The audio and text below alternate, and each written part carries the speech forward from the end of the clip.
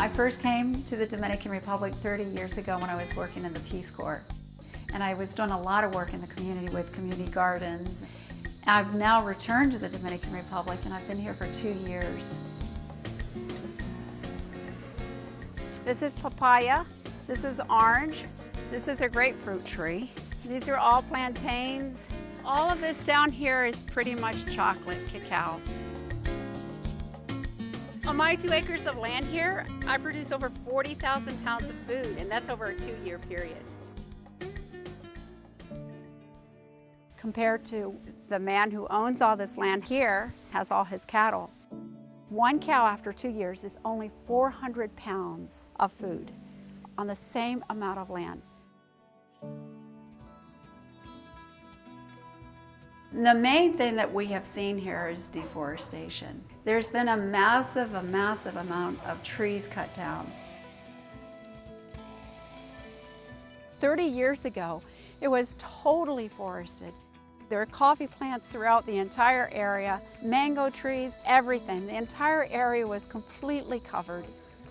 La mayoría de ellos cortan una cantidad de árboles, mientras que la masa pobre cortan un pequeño árbol para subsistir sus necesidades. Y por ello se ha destruido parte de la naturaleza de esta República Dominicana. Almost all the rivers have lost close to 70% of their water flow. In some rivers, it's been almost 100%. El río ahora está sin agua, está seco. Ya los árboles que habían, que daban agua ya no están. There's a loss of a lot of the native species, loss of lots of fruit trees. 30 years ago, there were sweet oranges everywhere, grapefruits, mangoes, but now there's very few of those trees anywhere. La naranja se daba así, usted se comía una naranja aquí y tiraba la semilla por ahí y a los 15 días, a los 20 días ya había matica, mucha matica de naranja así ahí naciendo. Pero ya no hay de nada.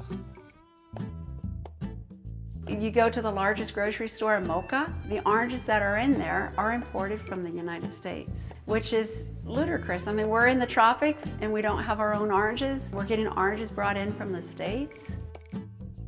Bueno, la solución es volver a construir el país, volver a sembrar árboles, sembrar fruta. The 2 most essential human needs is housing and food. So at Global Roots, we provide education programs, specifically for high schools, colleges, and universities. One of our programs that we offer is the VITA Land and Housing Project. This here is going to be our Air Creek Dome Home community. We have invited a technician from Spain who came over who taught us how to build these Air Creek dome homes. And they can withstand 250-mile-per-hour winds, they're fireproof, they're earthquake-proof. During this program, we are actually going to be building a home for a family here in the community. And then at the same time, we're going to be doing some really innovative land regeneration projects, where we're going to be reforesting a dry riverbed. We are going to be creating a community tree nursery, a seed bank, gathering all the native local seeds, and then creating the seedlings and planting them. And then we are also going to put in a water project. So this here is one of the projects that we did with our group of students. This well is 20 feet deep. It provides everyone here in the area water because none of the families where they stayed had running water in their homes. None of the families here in this whole area had running water. One of the unique things about our education programs is that we provide a hands-on opportunity where we're intentionally looking at solutions. Yes, we know the problems are there, but let's do something right here, right now.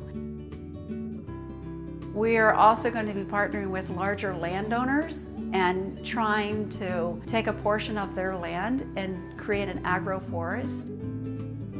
I think a lot of the larger landowners, the cattle ranchers, they're also seeing the changes. And they're more open than ever before to address some of these changes. We have an opportunity right now to go in and work with them. Take a portion and show what we can do with that land and the amount of food that can be created on this small portion of land compared to what they're currently getting out of their land. But not only that, bringing the land back to life. porque aquí luego, aquí no se sufría tanto, porque aquí había mucho café, cacao y cuantas cosas y todo eso se disparaba, porque es que no hemos descuidado de la cosa y eso es lo que está pasando. So one of the things that we really try to do here is we try to immerse the students in the setting. We want them to understand and build relationships with those who are experiencing these changes, to see how drastic they are, to see it, to feel it. You know, we can read about it in textbooks, but do we truly understand how urgent this is? You know, so that's one of the things that we try to do, is to show them this is real, this is happening right now, and the urgency of the situation. And once we create that, is we try to do something. We create solutions, we try to address it. You know, it's using the minimal amount of resources that we can, where we try to replenish the earth, you know, replenish the soils, and also teaching them the newest methods and how to do this. We create education initiatives where we can learn not only through the example of here, but how to apply that as well in their own communities. Because part of this whole process is to really embrace the idea of community and the role of community, that one person alone can't do it. So it takes a community to do it. We have no time to lose.